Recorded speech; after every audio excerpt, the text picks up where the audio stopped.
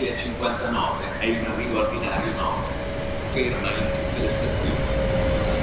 Il treno regionale Italia, proveniente da Venezia Santa Lucia e diretto delle ore 15:29 è in arrivo al binario 8.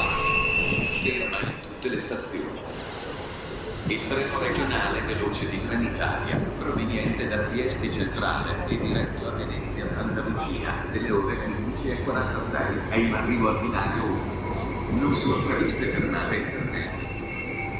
Il treno regionale veloce di Trenitalia, proveniente da Verona Porta Nuova e diretto a Venezia Santa Lucia, delle ore 15:38, è in arrivo al binario 5.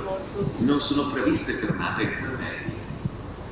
Il treno regionale veloce di Trenitalia, proveniente da Verona Porta Nuova e diretto a Venezia Santa Lucia, delle ore 15:38, è in arrivo al binario 5.